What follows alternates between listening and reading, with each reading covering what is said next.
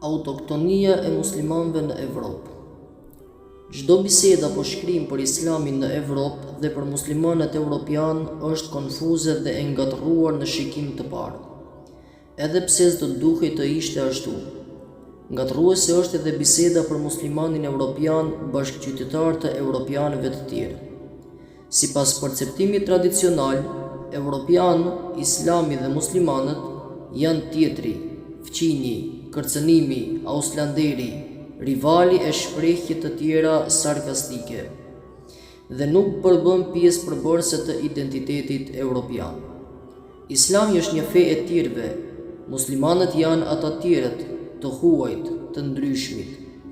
Ata muslimanët janë të përkohshëm, një e keqe e domosdoshme, qoftë edhe jetojnë së bashku në një lagje, në një qytet apo në një shtet. Kjo qonë në përfundim se muslimanët nuk janë evropianë, kurse feja e tyre nuk është autoktone, rezidenciale, evropiane, dhe si e tillë feja e muslimanëve është një ehije e keqe nga e cila do të duhej qëndruar larg.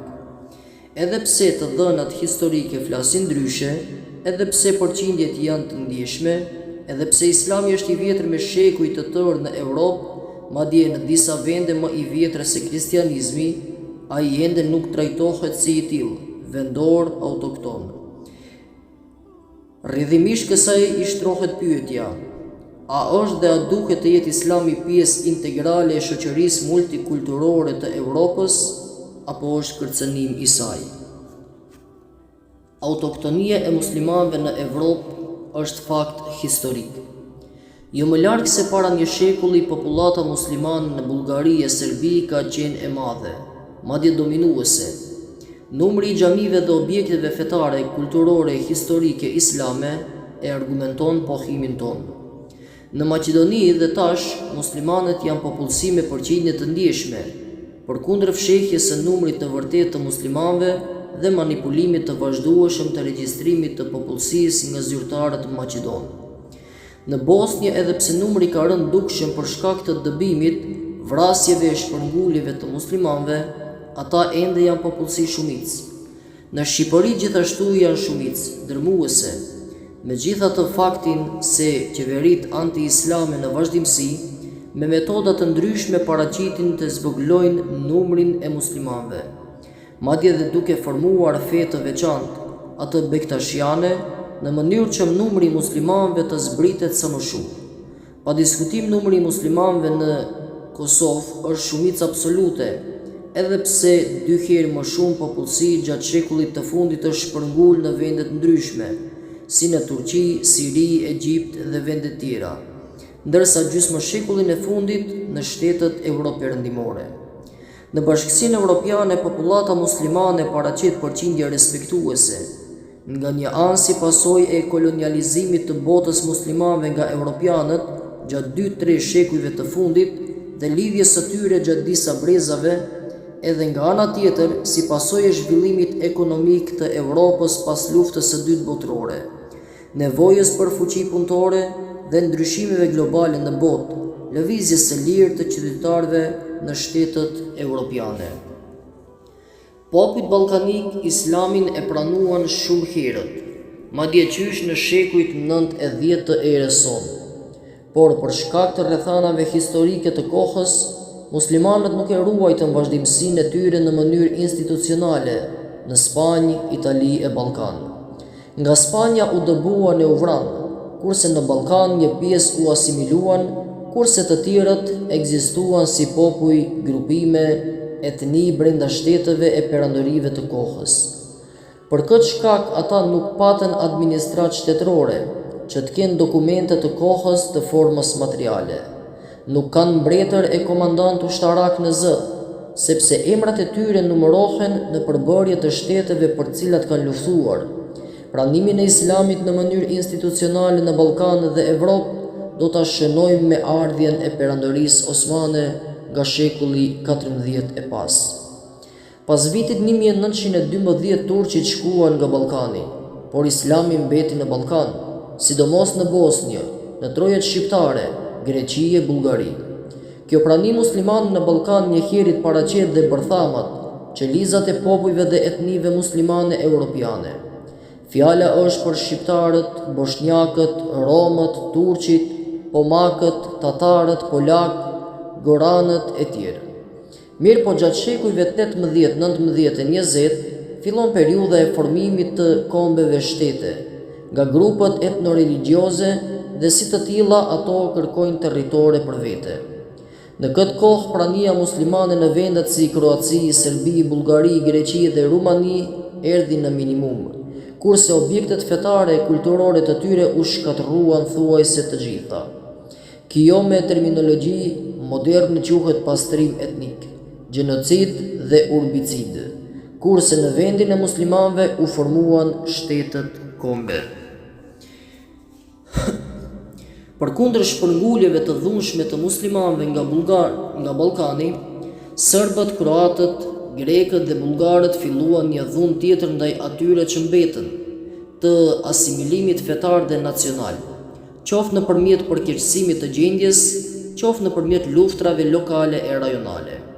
Shqiptarët patën një përparësi kundrejt bosnjakëve gjatë rezistimit, sepse gjuha e tyre ishte ndryshe asaj slave.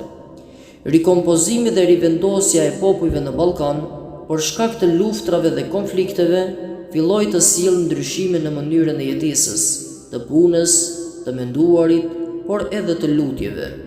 Popullsia autoktone shqiptare, por edhe bosnjake e tjera, mbeti të vazhdojë jetën pa e cunguar dhe pa e penguar numerikisht dhe cilësisht.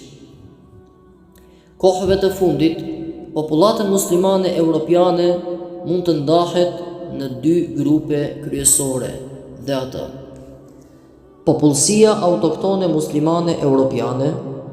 Në këtë grup bëjnë pjesë popujt europian dhe grupet e vogla etnike, të cilat e predikojnë islamin. Këta me shekuj të tërë predikojnë islamin, dhe për ta islami ka domethënie rrënësore. Shqiptarët, bosnjakët, turqit, ballkanik, goranët, pomak, romakët e tjerë e konsiderojnë veten popull vendor, të cilët për fe predikojnë islamin dhe konsiderohen popull autokton në Evropë. Ekzistimi i tyre gjatë tërë kohës përgënjeshtron bindjen se islami nuk është fe autoktone, është fe jo evropiane dhe si e tillë faktor i mosmarrveshjeve në Evropë. 2. Të shpërngulurit dhe pasardhësit e tyre në brezin e parë dhe të dytë. Në grupin e dytë bën pjesë popullata e shpërngulur, kryesisht arabët, turqit, pakistanezët, pastaj muslimanët nga Afrika subsahariane dhe nga nën kontinenti indus të brezit të parë e të dytë. Ky grup jeton mundësisht dhe punon i grupuar etnikisht, sepse xhamatet e tyre janë të organizuara kombëtarisht në të shumtën e rasteve. Përkundër faktit se Islami është fe mbinacionale, e hapur për të gjithë racat dhe vendet, pa marrë parasysh ngjyrën, gjuhën apo territorin. Në këtë grupzim ndikon më shumti gjuha dhe mentaliteti i përbashkët. Shpeshherë grupimi bëhet sipas shembullit të vendit am, siç ndodh me turqit në Gjermani për shembull. Kemi edhe grupe muslimanësh të tillë, të cilët nuk pranohen nga vendi ku janë lindur, por nuk pranohen as nga vendi i babait, siç kemi rastin me pakistanezët në Angli. Ata janë fëmijë të brezit të dytë apo të tretë në Angli. Kanë përvetësuar gjuhën e traditat e vendit të lindjes, Anglis, por vendi nuk i pranon si të tillë për shkak të prejardhjes së tyre. Britanikët nuk i pranojnë sepse u dallojnë ngjyrën e zmere të lëkurës, por edhe mënyrën dhe cilësinë e organizimit të jetës. Janë të pakta rastet kur përkundër kësaj stigme të rëndë, ata kanë dalë nga lëkura e tyre dhe kanë arritur të integrohen në shoqërinë britanike si pjesë e tyre. Kjo ndodh me dallime të vogla, edhe në vende të tjera. Femrat veshën në mënyrën e vet me shami apo shall. Adoleshentët lehtë pranojnë provokimet e rrethit dhe shpesh bëhen viktima të konflikteve nga grupet neonaziste apo policisë brutale. Evropiani sheh rrezikun tek këta muslimanë të rinj dhe nga evropianët gjithnjë e më të moshuar. Sulmet terroriste në metron e Madridit më 2004-shën, në Londër më 2005-ën konfliktet e rënda në lagjen e të varfërve në Paris më 2008, vrasja e regjizorit holandez Theo van Gogh për shkak të ofendimeve të Muhamedit alayhis salam dhe femrës muslimane janë vetëm disa shembuj më eklatant dhe më brutal të kësaj gjendje. Lufta shumë dekadash në Palestinë, luftrat në Afganistan e Irak, në Sudan e Filipinë dhe në shumë vende kundër muslimanëve i kanë përkeqësuar raportet muslimane me të tjerët. Po ashtu këto probleme i kanë zgjuar dhe muslimanët në vendet europiane. Provokimet e njëpasnjëshme rreth mbartjes së Shamis, ofendimi i Muhamedit alayhis salam me filma apo karikatura, identifikimi i çdo muslimani me mjekër si terrorist, deklaratat dhe veprimet e pamatura e denigruese të priftërinjve ndaj Islamit, Kur'anit dhe Muhamedit alayhis salam, nxitën muslimanët por edhe i mobilizuan ato që ndaj brutalitetit evropian të përgjigjen me brutalitet, si karakteristikë të gatishmërisë për reaksion ndaj padrejtisë. Për arsyet e sipërme, Evropa në përgjithësi dhe bota perëndimore në veçanti duhet të mendojë për mbëltim të një mentaliteti dhe konfiguracioni tjetër fetar dhe etnik në Europë, sepse mënyra e deritanishme nuk po funksionon, saqë do të funksiononte. Muslimanët në Ballkan kryesisht janë popullat rurale urbane, kurse ata në perëndim janë popullsi gati tërësisht urbane. Binomi etnie dhe religjion pjesë të identitetit. Ekziston një bindje të disa intelektualë se muslimanët nuk e përfillin aspektin nacional, madje e luftojnë atë duke i dhënë përparësi aspektit fetar. Mirë, po kjo bindje nuk është e drejtë, sepse Islami të dy këtë komponenta i respekton, madje jetën e ndërton bazuar në binomin o krijuesi ynë, na jep mirësi në këtë jetë dhe mirësi në botën tjetër. Feja i jep kuptim trupit, kurse trupi i jep ekzistencë fesë. Herë në histori këto dy komponenta nuk ecin paralelisht. Prandaj, edhe kemi zbehje të fesë kundrejt materializmit, apo e kundërta, zbehje e materializmit kundrejt fesë. Në Islam nuk mund të shtrohet pyetja e përparësisë, sepse ajo nuk ekziston. Secili kryen funksionin e vet dhe mjafton. Krahasohen dy gjëra të njëjta, kurse shpirti dhe trupi nuk janë të njëjtë, por bashkëpunojnë dhe japin një rezultat të shkëlqyeshëm. Në rrafshin historik muslimanët evropian i kanë respektuar të dy komponentat, varësisht nga vendi dhe koha ku jetojnë. Kur është rrezikuar elementi nacional, besimtarët kanë theksuar simbolet nacionale më shumë se ato fetare, dhe e kundërta, kur është rrezikuar elementi fetar, etnit kanë theksuar simbolet fetare. Kjo nuk ndodh vetëm me muslimanët, por edhe me vetë kristianët e sekteve të ndryshme. Pozita e evangelistëve dhe hebrejve në Francë, Austri, pozita e katolikëve në Gjermani e vende tjera, nuk është e qetë dhe përcillet me dyshime të ndërsjellta. Ky dualizëm i identitetit është i pranishëm në të gjithë religionet e botës, pra nuk është risi vetëm të muslimanët, ndërsa ai manifestohet aty ku e ka cenin dhe regjimin të njërit apo tjetrit element. Muslimanët po kalojnë nëpër këtë fazë dhe probleme do të ketë sigurisht derisa të ketë regjim të drejtave të tyre nacionale dhe fetare. Rastet e ndalimit të mbartjes së shamis në vendet publike në Francë, Belgjik e vendet tjera, ndalimi i ndërtimit të minierave në Zvicër e vendet tjera europiane, paraqesin reaksione kundër çdo gjëje muslimane, e cila në rrafshin sociologjik-psikologjik tregon fajsimin e tjetrit për krizën vetjake dhe mos menaxhimin efikas të saj.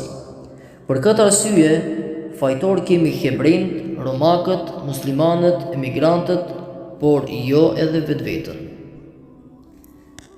Bashkësitë autoktone etnike islame. Të gjitha bashkësitë islame kryesisht janë etnike ose kanë ngjyrime etnike. Varësisht cila etni dominon, edhe bashkësia bart tiparët e asaj bashkësie etnike. Në qytetet ku kemi më shumë etni, kemi edhe më shumë xhamate sipas parimit etnik, madje edhe rajonal. Xhamat shqiptar, tetovar, xhamat shqiptar preshevar e tjerë. Shikuar gjeografikisht, këto bashkësi etnike janë të vendosura kryesisht në pjesët që edhe më herët kanë qenë të populluara me muslimanë.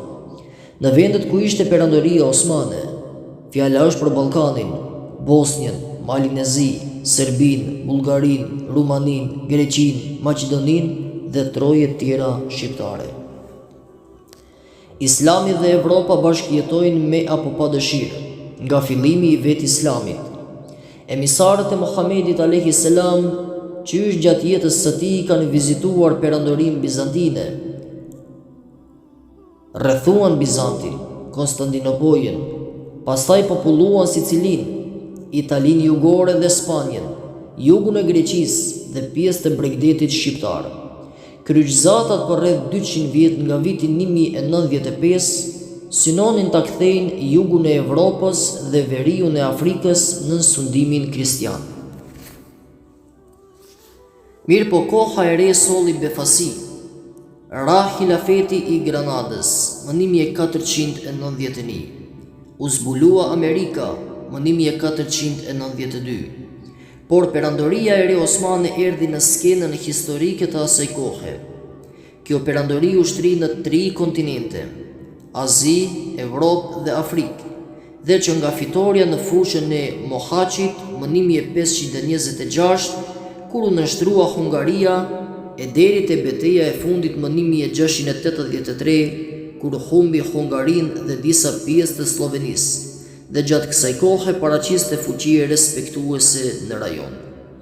Mirë po gjatë shekujve 18 dhe 19, kjo perandori e fuqishme u dobësua, u tërhoq nga shumë vende dhe duke arritur afër pjesës aziatike. Në Ballkan mbetën shumë muslimanë, por më tepër shërbenin për kusuritje mes forcave të mëdha se sa që kishin ndonjë rol me rëndësi. Luftrat për trashëgiminë jugoslave gjatë viteve 1991-1999 e përfunduan procesin e formimit të kombeve në Ballkan, që ndodhi edhe me bosnjakët 1992-1995 dhe me shqiptarët prej më herët e deri më 1999. Kosova për shkak të dhunës sistematike serbe nuk posedonte strukturë shtetërore, kështu që duhej filluaj thuajse nga e para. Bashkësitë islame jo rezidente, migruese. Bashkësitë islame jo rezidente i quajmë ato që nuk janë autoktone, të hershme në ato vende, kryesisht në Evropën perëndimore e veriore. Rrugëtimi i tyre është rrugëtimi kolonialist i shteteve europiane, natyrisht në drejtimin e kundërt. Arabët, pakistanezët e indusët marrin rrugën e Anglisë, shtetet afrikane rrugën e Francës, kurse Turqia dhe Kosova, Bosnia marrin rrugën e Gjermanisë dhe ndonjë shteti të afërm. Migrimet fillojnë intensivisht në fund të shekullit 19, por marrin hovë sidomos pas luftës së parë, 1914-1918, dhe të dytë botërore, 1941-1945. Vdekja e shumë luftëtarëve europian dhe nevoja për rimëkëmbjen e vendeve pas luftrave solli nevojën për punëtorë. Kryesisht, krahu emigrantët e parë kanë qenë punëtorë të thjeshtë, tregtar dhe ndonjë student apo intelektual. Kjo sidomos ndodhi pas vitit 1945. Fillimisht këto emigrime kishin karakter të përkohshëm, por pas ndryshimit të rrethanave në tërë Evropën, por edhe në vendet përkatëse, emigrimi i përkohshëm u shndrrua në të përhershëm, kryesisht në pjesët urbane. Këtij përqendrimi, sidomos i ndihmoi hapja e disa xhamive në lagjet e banuara me turq, pakistanez, arab, por edhe shqiptar e bosnjak. Rritja e numrit të muslimanëve shtoi nevojën dhe të organizimit më të mirë në vendet sikurse Anglia, Franca, Gjermania, Holanda, Belgjika, Austria e vende tjera, në të cilat vende më herët nuk kishte musliman. Me këtë përqendrim të muslimanëve u paraqiten dhe probleme të natyrës socio-ekonomike, socio-kulturore, sigurimi shëndetësor dhe social, mbrojtja politike e muslimanëve e tjerë. Nga heshtja muslimanët filluan të bëhen aktiv në mbrojtjen e muslimanëve. Këtë nxitje sidomos e bëri të fuqishëm decizioni i Ayatullah Khomeneit, lideri iranian, për eliminimin e Salman Rushdiut, një hipokriti musliman që vepronte për interesa perëndimore, sidomos ato angleze. Libri i tij i Vargjet satanike i homogenizuan muslimanët evropian dhe politikisht dhe kulturalisht, edhe fetarisht. Këtë homogenizim ndihmuan dhe shumë veprime të papërgjegjshme të elitës politike dhe fetare europiane gjatë viteve të mëvonshme, madje deri në ditët tona. Muslimanët në Ballkan, në vend të përfundimit. Muslimanët e Ballkanit janë të lashtë, madje i hasim qysh në mesjetën e hershme e të mesme. Mirë po deri atëherë, ata nuk vepronin brenda një subjekti të tyre, por në përbërje të shteteve ballkanike, dhe të dhënat për ta janë të tërthorta dhe të pakta. Pas fillimit të rëndjes së perandorisë osmane, nga njëra anë dhe fillimit të formimit të shteteve nacionale në Evropë, popujt musliman në Ballkan filluan të rrezikohen nga aleancat e ndryshme kristiane dhe laike. Për të mbijetuar, edhe bosnjakët, por edhe shqiptarët, filluan angazhimin e tyre për pavarësi nga perandoria osmane në rënje, por për pavarësi edhe nga shtetet slave, kristiane, që bëheshin gati t'i grabisnin territoret muslimane shqiptare, bosnjake e tjere. Fati historik do t'i bëjë të pavarura këto shtete në kohë dhe rrethana ndryshe, si Shqipërinë më 1912, Bosnjën pas marrëveshjes së Daytonit në vitin 1995 dhe Kosovën pas fitores ndaj trupave serbe në vitin 1999.